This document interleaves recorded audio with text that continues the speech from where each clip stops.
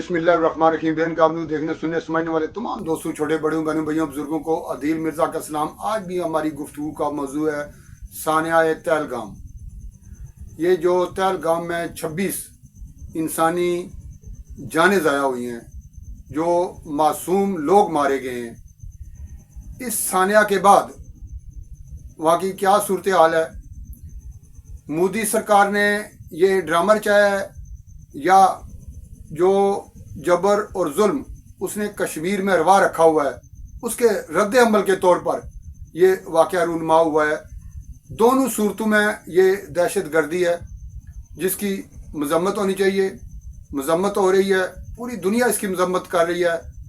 खुद कश्मीरियों ने भी इस वाक़े की मजम्मत की है और पाकिस्तान ने भी। अगर ये खुद ड्रामा अपनी सियासत बचाने के लिए मोदी सरकार ने किया है तो भी काबिल मजम्मत है। अगर रद्द अमल के तौर पर दहशत गर्दी की कार्रवाई ये की गई है किसी भी जानब से, फिर भी 26 कीमती जो जानें ज़ाया हुई हैं उसका कोई नामल बदल नहीं है। उसे किसी तरीके से भी एडजस्ट नहीं किया जा सकता।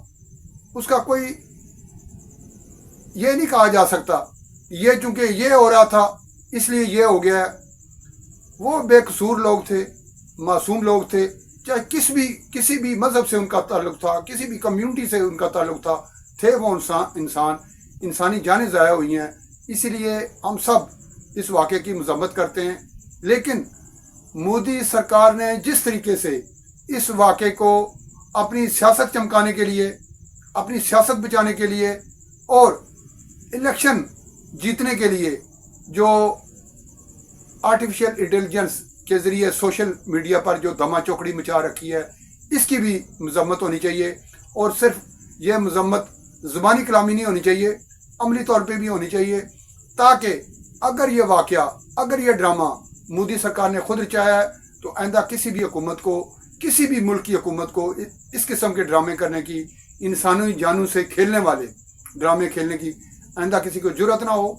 और अगर ये जो भारतीय सरकार ने जुल्म रवा रखा हुआ है कश्मीरियों के साथ, उसके रद्द अमल के तौर पर भी अगर ये वाक़या हुआ है तो फिर भी जिम्मेवार मोदी सरकार है और मोदी सरकार को इसकी कीमत अदा करनी पड़ेगी। कुछ तो कीमत वो अदा कर रहे हैं, कर चुके हैं, और कुछ आगे जाकर उन्हें करनी पड़ेगी। आलमी मीडिया ने, अक़वाम आलम ने इस ड्रामे को लेकर, तहलगाम के साने को लेकर ज़रा बराबर भी भारत से हमदर्दी का इज़हार नहीं किया है। गो के इस हवाले से मजम्मतें हो रही हैं, जैसा मैंने कहा कि पूरी दुनिया इसकी मजम्मत कर रही है, पाकिस्तान समेत, कश्मीरी रहनुमाओं समेत। लेकिन मोदी सरकार से ज़रा बराबर भी किसी मुल्क ने हमदर्दी का इज़हार नहीं किया। उल्टा ये जो मोदी सरकार ने रवैया हरवा रखा हुआ है इस हवाले से वो उनके अपने गले पड़ गया है।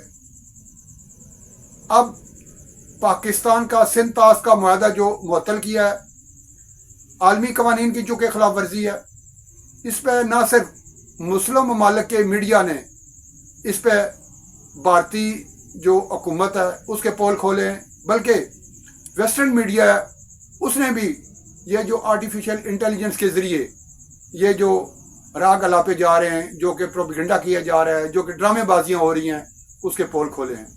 फ्रांसीसी मीडिया ने कहा है कि मोदी सरकार ने ये जो पहलगाम को लेकर अपनी ऊपर मुज़लमियत का जो लिबादा ओढ़ने की कोशिश की है, ये आर्टिफिशियल, ये जाली वीडियोस चलाकर, इससे उसकी चालाकी पकड़ी गई है।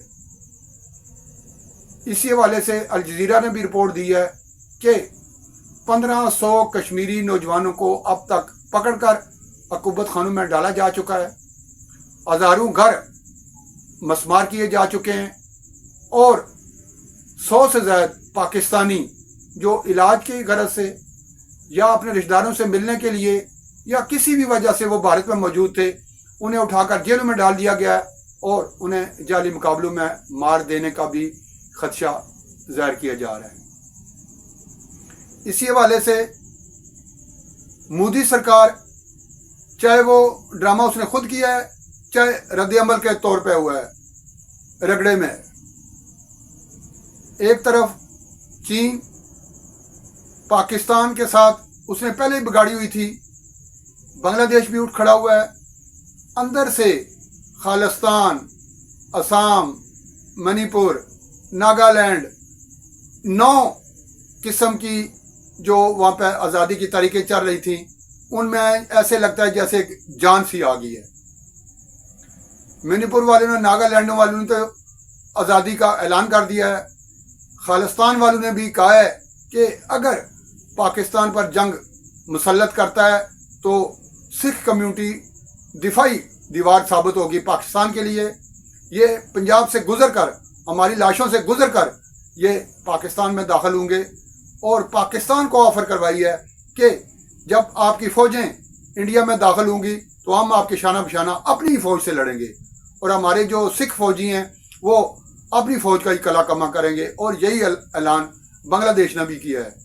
بنگلہ دیش کے ایک سابق فوجی افسر نے 7 سسٹر جو 7 ریاستیں ہیں بھارت کی انہیں واپس لینے کی بات کی ہے, اور بنگلہ فوج کو یہ کھلی ایک چتونی یہ سمجھ لیں دی ہے, یا ایک انہیں موقع, گولڈن موقع ان کے لیے قرار دیا ہے کہ وہ انڈیا میں داخل ہو جائیں اور وہ جو 7 ریاستیں ہیں اپنی ان پہ قبضہ کر لیں.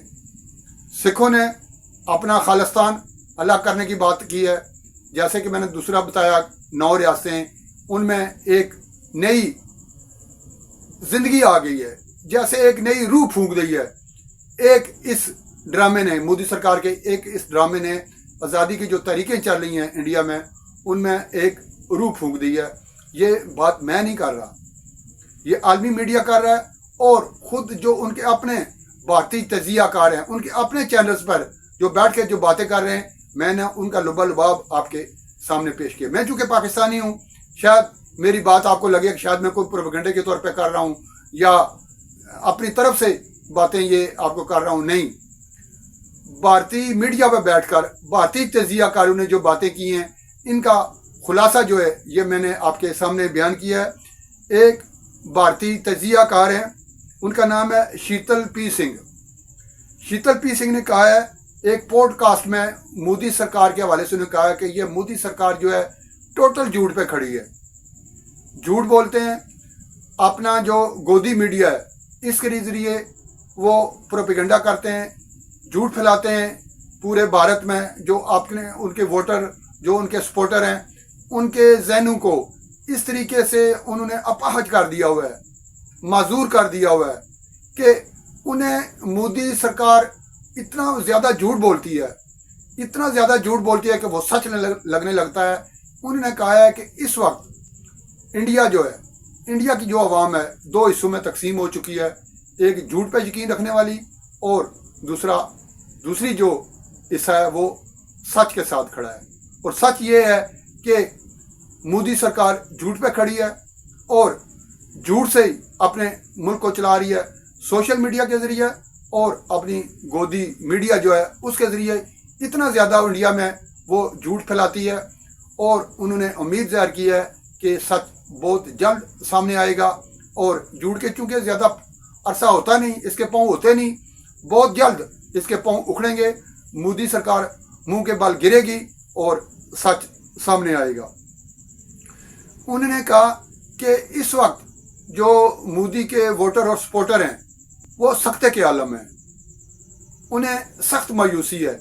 یہ جو پہلگام واقعہ ہوا ہے اس میں چونکہ ہندو مارے گئے ہیں, چاہے وہ بھارتی سرکار نے مارے ہیں یا بھارتی سرکار کی غلطیوں کی وجہ سے رد عمل کے طور پر مارے گئے ہیں. مارے تو گئے ہیں نا, وہ 26 لوگ جو مارے گئے ہیں وہ انسان تھے, وہ ہندو تھے.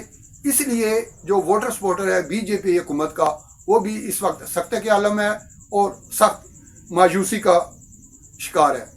انہوں نے ایک مثال دی ہے کہ وادی گلوان میں جو 400 فوجی چین نے بھارت کے اندر گھس کے مار دیے تھے, اس پہ بھارتی فوج کیوں خاموش ہے. اور انہوں نے خوب لتے لیے ہیں.